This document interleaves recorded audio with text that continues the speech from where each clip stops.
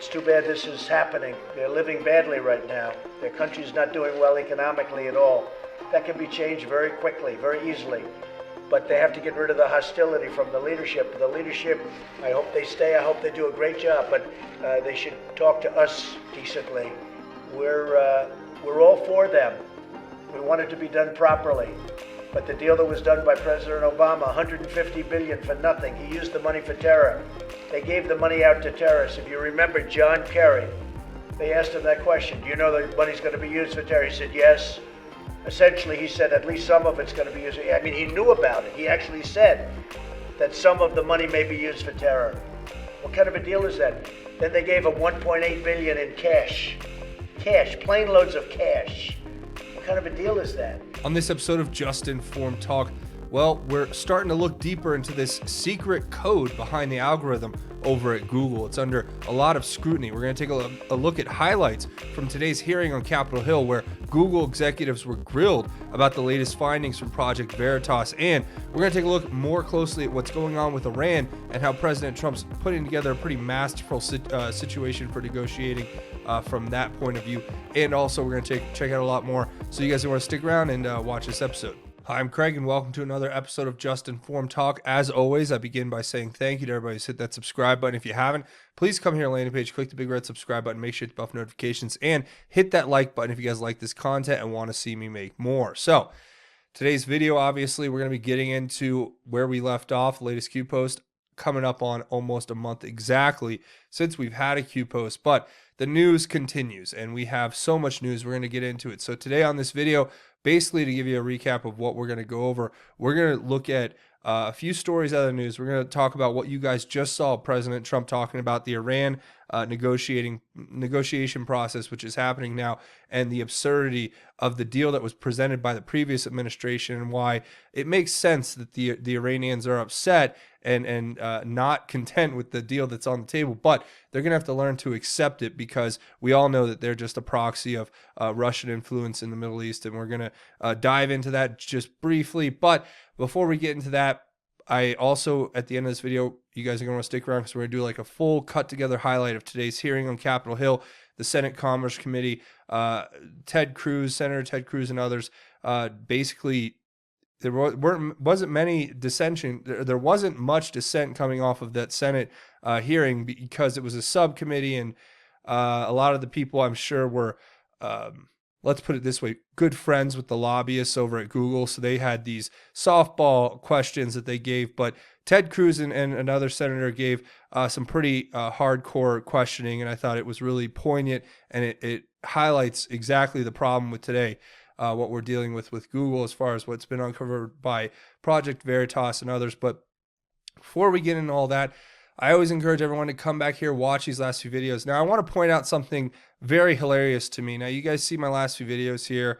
So this was a 45-second video, so it got only a few thousand views, which is okay. It was just me telling you guys about the other new channel I have. But if you look at my view count, I mean, I'm averaging about, in the last week or two, about 70,000 to 100,000 views a video, something in that range.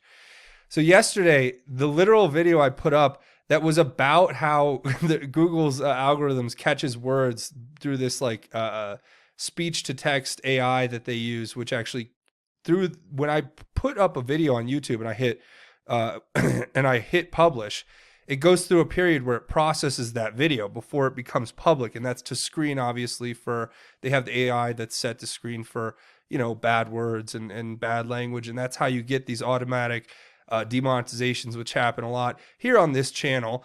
But I have to laugh at this, because literally the whistleblower who came out from Project Veritas said that they'll screen for these words when you upload the video in the processing portion of the upload of the video. And then if they hit those, then they'll take it out of the suggested content, and the views will be throttled and deboosted. And it's like automatically, like as soon as I start talking about a story that they're trying to push down and tamp out, you have the view count go down to like 33,000. And it's one of those things that you look at it, it's so obvious on its face that, it is what it is. But watch these videos, share them on your social media, get the word out that way. Because look, you guys are what keep this channel alive. And Google's not going to be suggesting that, at least the last video, that's for sure. or apparently, according to all these reports that are coming out. And if you want to know about QAnon and the Great Awakening, please come here, watch this video about QAnon and the Great Awakening. We'll give you all the answers you need there. So today I'm going to get through a few things, few news stories here real quick. Then I'm going to play you guys a cut together, which is of the Senate hearing today on Capitol Hill, where Google was basically questioned about what happened with Project Veritas, and their answers are unimpressive at best. But the smugness of the fact that and I'll just say this real quick before we get into this story right here that we're looking at about Iran, there's a lot of smugness and there's a lot of pomposity when they're even asked about the story from Project Veritas. The Google executive laughs and says, "Don't you know what I do? I run the behavior modification division at Google," or whatever. I don't know if that's the actual division, but she's like, "I have more important things to do." And you're like, no, you don't. Like, this is big. You're coming to Capitol Hill to testify, and it's just ridiculous. With that being said, okay, so Iran has called the U.S. sanctions, their new sanctions, idiotic. Of course, President Trump fired back on Twitter, saying that the Iranian leadership doesn't understand the words nice or compassion. They never have. Sadly, they do. The thing they do understand is strength and power, and the USA is by far the most powerful military force with $1.5 trillion invested over the last 2 years alone. So it goes on to talk about how Iran's been involved in some pretty bad stuff and how their ignorant and insulting statement shows that they do not understand reality. Any attack on Iran will be met with great and overwhelming force, in some areas overwhelming. And it says no more John Kerry and Obama, which means no more John Kerry and Obama means we're not doing backdoor deals where we give you $1 billion in cash and you funnel it into a slush fund in Singapore or in Deutsche Bank or somewhere else, and that I just give you everything you want and give the EU aristocrats, the unelected bureaucrats in the EU, their access, the old royal families, the access to their Iranian markets. No. Today's negotiation is totally different. You are going to submit to the demands of the United States or suffer the consequences. I think President Trump's making that very clear. And nobody wants to get into an endless war in the Middle East, but there is a very real existential threat to everyone. I mean, and world stability, world peace at large, if Iran were to get nuclear weapons. And the fact that John Kerry and Obama put together a deal that not only gave them hundreds of billions of dollars in sanctions, or $100+ billion in sanctions relief, and $1.8 billion in cash, as you guys saw in the beginning of this video, what President Trump was talking about, only goes to show that the negotiating tactic they took was basically that of lining their own personal coffers and selling out the American people and giving the Iranians what they wanted, which was a pathway to a nuclear weapon, which would have immediately began as soon as the deal hit a certain point in time. And President Trump is making it very clear that the stance of the United States as of now, and as it should have been the whole time, is that there is no acceptable situation where Iran has a nuclear weapon. And I don't understand why the leftists attack Trump so much on this. It's insane to me, because they're the ones who are supposed to be like anti-nuclear weapons, anti-nuclear war. Wasn't that the original leftist liberals? Like, now they're saying that they want Iran to have nuclear weapons. This is crazy. So, but this is what we're up against on a daily basis, and that's the story as it's been coming out. So I thought I'd cover that real quick. Also, there is this story coming out, and this is about the executive, which you're going to see a little later in this video. This Jen Janai, who basically deleted all of her social media accounts because of this latest expose by James O'Keefe. She actually wrote basically it was a rebuttal to this whole thing, and she posted over here on medium.com, and it says, "This is not how I expected my Monday to go." And it's just this self-aggrandizing, delusional piece that talks about how she has been blindsided by Project Veritas, and how they took all of her words out of context, and they deliberately cut together, the film to make it seem as though she was saying something that she wasn't. And you can read through this. I'll leave a link to it. I'm trying to be fair, but it's really literally a delusional individual who is trying to convince you to not trust your lying ears and don't trust your lying eyes, because what you saw was her telling the truth. And now she's backtracking, saying it was all out of context and it was all cut together in a malicious way to make her look bad. Well, if that's the case, then why is the whole clip that I'm going to show later in complete and full context, right? There's no way you could take what she's saying out of context. It's not like there was like cut together of like words here and there, like 3 words here, 5 words there, 10 words here. No, it's like full sentences that are portraying an ideology of what she believes, it would seem, as far as what the video shows. And I'm 100% confident in the reporting from Project Veritas. The reporting has been spot on as far as I'm concerned. And it's not like it's something that people are just, not talking about. Here you have U.S. Congressman Louis Gohmert, who's actually posted the full Project Veritas video here on his website, his official house.gov website. So this has all been entered into the record. The question, it's been entered into the record by Ted Cruz. So Google can't run away from this, and they're going to try to tamp this out like they did with Pinterest, where they talk about privacy. But the reality is, you can't make these privacy claims when you have people who are, acting as an investigatory journalist, and they're just exposing the truth of what your company is involved in and what the feelings and opinions of those that work for your company.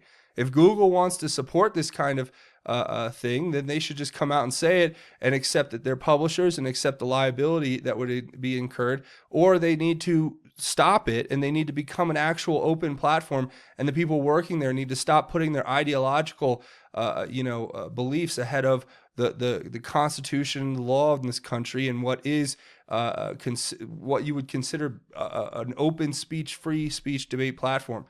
So, of course, you have Project Veritas and new emails that just came out. Apparently, Google employees are coming to them by the dozen, from what James O'Keefe is alluding to. Ever since this last video, there's been multiple new Google employees who have come forward to Project Veritas, where they have even shown now emails that talk about Dennis Prager and Ben Shapiro as Nazis. I mean, you can't make this stuff up. This is an internal email.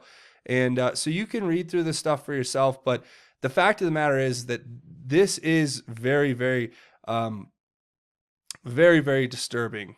And so just to talk about Jen Janae's big piece here, this is her claim. And I want to read it to you. She says, Project Veritas has edited the video to make it seem that I am a powerful executive who is confirming that Google is working to alter the 2020 election. On both counts, this is absolute unadulterated nonsense. Of course, at a casual restaurant setting, I was explaining how Google's trust and safety team, a team I used to work on, is working to help prevent the types of online foreign interference that happened in 2016. Google has been very public about that work, the work that our teams have done since 2016 on this, so it's hardly a revelation.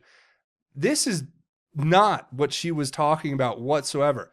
When she says prevent the Trump situation and prevent Trump from becoming president, I mean, these are like direct quotes from her. And then she even scoffs. One of the clips that we're going to watch here is her scoffing at the idea of oversight from Congress, and scoffing at the fact that there are people who want to ask questions and have transparency in the company, and scoffing at the idea of breaking up Google, because then who would be able to keep President Trump from getting elected in 2020? Who would do it? Because if you didn't have Google, then they wouldn't be able to skew all your search results and make it all completely terrible. So I'm going to show you guys this cut together. I hope you guys enjoy, and then we'll talk about that, and then we'll wrap up. Thank you. Thank you, Senator Peters. Senator Johnson. Thank you, Mr. Chairman. Mr. Harris, I agree with you when you say that our best line of defense as individuals is exposure. People need to understand that they are being manipulated, and a lot of this hearing has been talking about the manipulation, algorithms, artificial intelligence. I want to talk about the manipulation by human intervention, human bias. We don't allow, or we certainly put restrictions through the FCC on an individual owning their ownership of TV stations, radio stations, newspapers, because we don't want that monopoly of content in a community, much less Facebook, Google access billions of people, hundreds of millions of Americans. So I had staff on Instagram go to the Politico account And by the way, I have a video of this, so I'd like to enter that into the record. They hit follow, and this is what the list they were given. And this is in the exact order, and I'd ask the audience and the witnesses to just see if there's a conservative in here, how many there are. Here's the list. Elizabeth Warren, Kamala Harris, New York Times, Huffington Post, Bernie Sanders, CNN Politics, New York Times Opinion, NPR, Economist, Nancy Pelosi, The Daily Show, Washington Post covering POTUS, NBC, Wall Street Journal. Pete Buttigieg, Time, New Yorker, Reuters, Southern Poverty Law Center, Kirsten Gillibrand, The Guardian, BBC News, ACLU, Hillary Clinton, Joe Biden, Beto O'Rourke, Real Time with Bill Maher, C-SPAN, SNL, Pete Souza, UN, Guardian, HuffPost Women's, Late Show with Stephen Colbert, MoveOn.org, Washington Post Opinion, USA Today, New Yorker, Williams March, Late Night with Seth Meyers, The Hill, CBS, Justin Trudeau, it goes on. These were 5 conservative staff members. If they're really algorithms shuffling the content that they might actually want to, or that they would agree with, you'd expect you'd see maybe Fox News, Breitbart, Newsmax. You might even see like a really big name like Donald Trump, and there wasn't. So my question is, who's producing that list? Is that Instagram? Is that Politico site? How is that being generated? I have a hard time feeling that's generated or being manipulated by an algorithm or by AI. I don't know any. I'd be really curious to know what the click pattern was. That, in other words, you open up an Instagram account and it's blank, and you're saying that if you just ask who do I follow or from a you empty hit account, follow, and you're given suggestions for you to follow.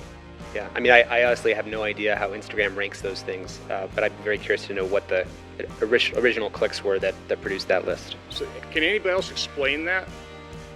I mean, I don't believe that's AI trying to give content to a conservative staff member of things they may want to read. I mean, this to me looks like Instagram, if they're actually the ones producing that list, trying to push a political bias.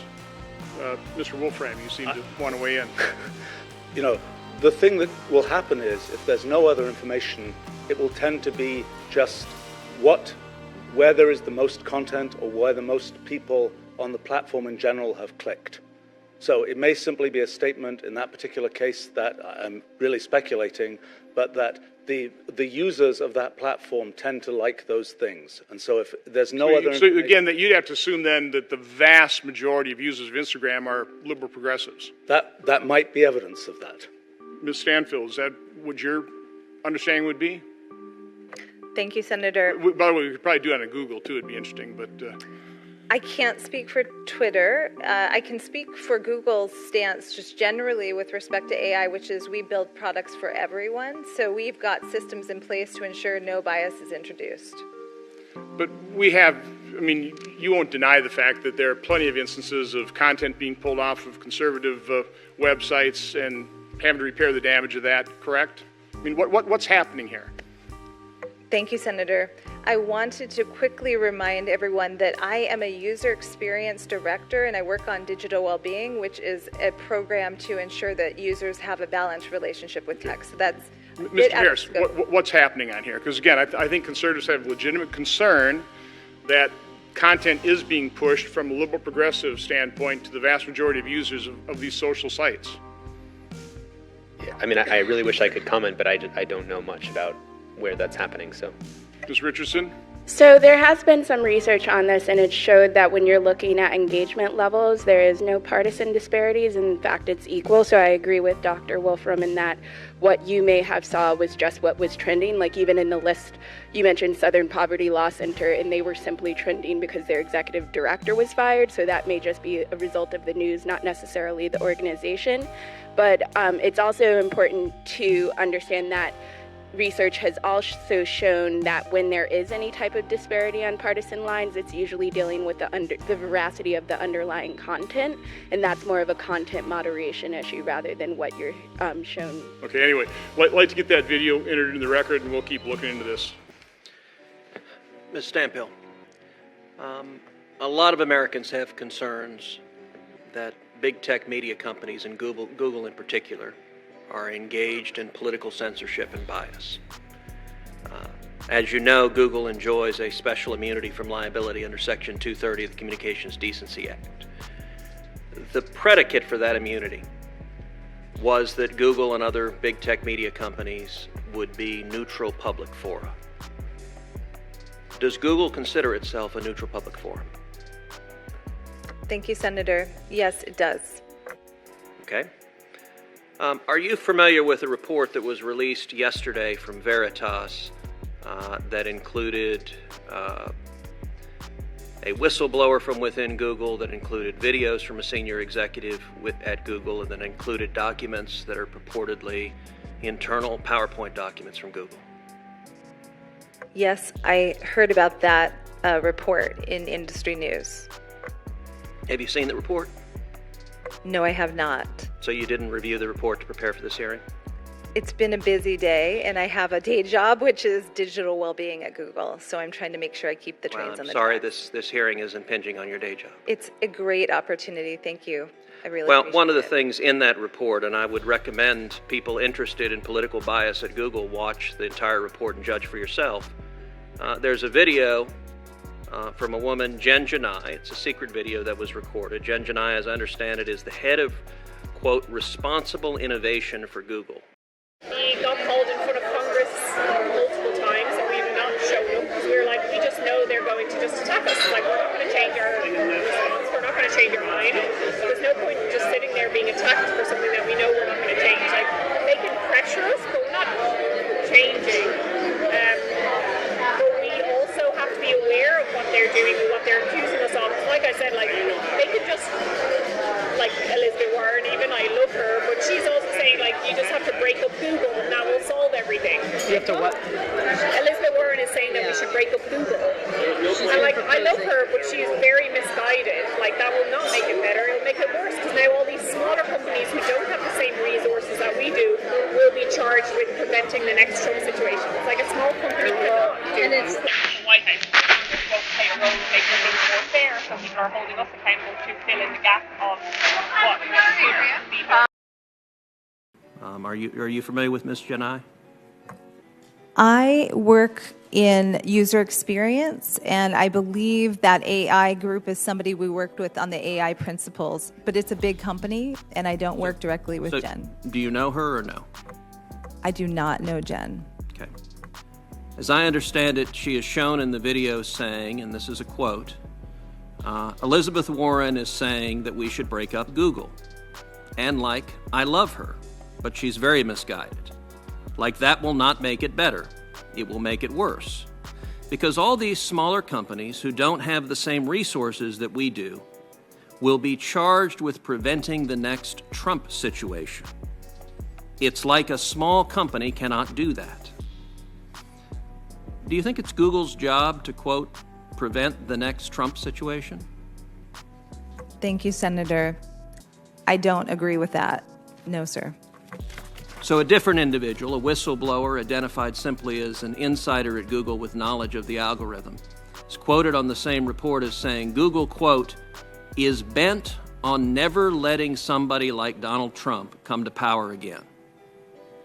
Do you think it's Google's job to make sure, quote, somebody like Donald Trump never comes to power again? No, sir, I don't think that is Google's job. And we build for everyone, including every single religious belief, every single demographic, every single region, and certainly every political affiliation. Well, I have to say that certainly does not appear to be the case. Of the senior executives at Google, do you know of a single one who voted for Donald Trump? Thank you, Senator. I'm a user experience director, and I work on Google Digital Wellbeing, and I can tell you we have diverse views, but I Simple can't. question. Do you know of anyone who voted for Trump? Of the I senior definitely executives know of people who voted for Trump. of the senior executives at Google. I don't talk politics with my workmate. Is that a no? Sorry, is that a no to what? Do you know of any senior executives, even a single senior executive at the company who voted for Donald Trump? As the digital well-being expert, I don't think this is in my purview to comment on political So you don't know that. affiliations. That's all right. You don't have to know. I definitely don't know. I can tell you what the public records show. The public records show that in 2016, Google employees gave to the Hillary Clinton campaign $1.315 million. That's a lot of money. Care to venture how much they gave to the Trump campaign? I would have no idea, sir. Well, the nice thing is it's a round number, $0.00. Not a penny, according to the public reports. Let's talk about one of the PowerPoints that was leaked. The Veritas report has Google internally saying, I propose we make machine learning intentionally human-centered and intervene for fairness. Is this document accurate? Thank you, sir. I don't know about this document, so I don't know. Okay, I'm going to ask you to respond to the committee in writing afterwards as to whether this PowerPoint and the other documents that are included in the Veritas report, whether those documents are accurate. And I recognize that your lawyers may want to write explanation. You're welcome to write all the explanation that you want, but I also want a simple, clear answer. Is this an accurate document that was generated by Google? Do you agree with the sentiment expressed in this document? No, sir, I do not.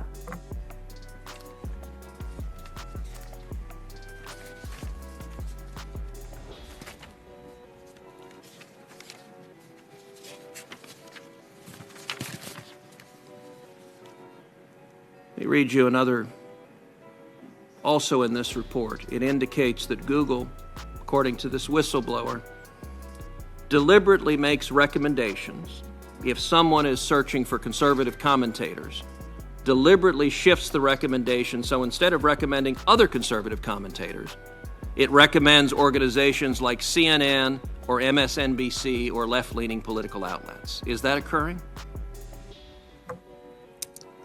Thank you, sir. I can't comment on search algorithms or recommendations given my purview as the digital well-being lead. I can take that back to my team, though.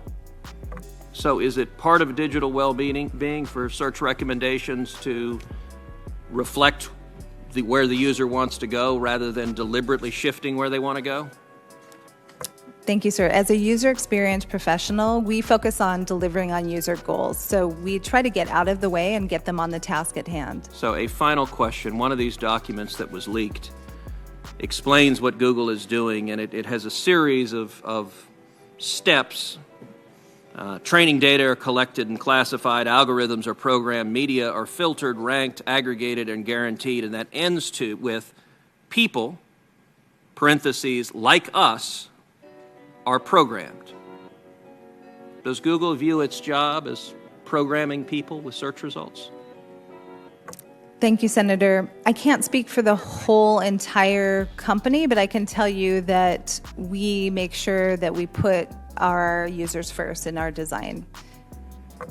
Well, I think these questions raise these documents raise very serious questions about political bias at the company. Okay, so that's going to about wrap it up for this episode of Just Informed Talk. Again, if you guys haven't come here, click the big red subscribe button. Make sure you hit the bell for notifications. Also, hit the like button if you guys like this content and want to see more. Another great way you can help out, obviously, watch these videos, share them on your social media, get the word out that way.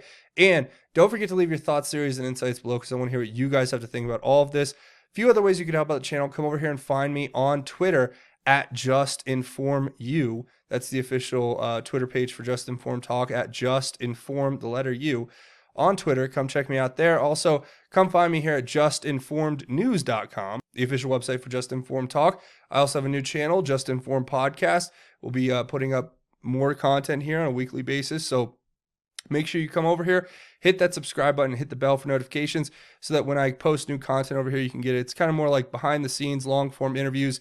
Got some exciting stuff planned for that channel, so you guys should go check that out as well. A couple other ways you can help out the channel. Come here, find me on Patreon, patreon.com. It's a crowdfunding website. It's easy. You just come here, click this button to become a patron. Monthly donation, set it and forget it. Know you're helping create content here on this channel 24/7, 365. Without you guys, this channel would not have lasted this long, and your support is what keeps it alive through all the demonetization, all the stuff that I go through with Google, and so many others go through it. But I'm blessed to have you guys here supporting the channel. I also have a GoFundMe set up. If you want to make a one-time or anonymous donation, you should go check that out as well. Links to everything we talked about here today on this video will be in the description, so you guys should go check that out. But before we go, we do a segment at the end of each one of these episodes called God's Grace is Greater, where we talk about God's grace and how it is truly greater. And today, we're going to read Psalm 46, verse 1 through 3. It says, God is our refuge and strength, a helper who is always found in times of trouble.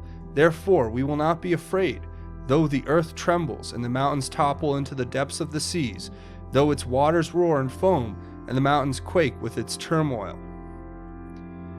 It's simple, it's short, but we must never be afraid. We must remember that God is our refuge and our strength through any adversity that we come into or come across or have to face. This is really the message that we need to share with our family and our friends and our loved ones, everyone that we know, and even those that we don't know. Put this out into the world. Remind everyone that you meet that God is their refuge and their stronghold, and that God will protect them, and that they are saved, and that they have eternal salvation by God's grace and by Jesus' sacrifice on the cross for their sins. This is the message we need to put out there, and that's the call I have to you. The call to action I have to you is to spread that message to everyone you know. Mothers, fathers, brothers, sisters, sons, daughters, friends, even people you don't know, co-workers. Put that into the world. Put that message in their heart and spread it, and help them understand that they're saved and that God's grace is truly greater and it is there for them. So that's where I'm going to go ahead and leave it. Again, thank you guys for watching this episode. Hope you enjoyed. Make sure you hit the subscribe button if you haven't. Hit the bell if you want to get notified. Hit it, smash it, punch it, whatever. Hit the like button if you guys like this content and want to see me make more. That's going to be it for me. I want to say thanks for watching Just Informed Talk. My name is Craig. Godspeed and God bless each and every one of you, Patriots.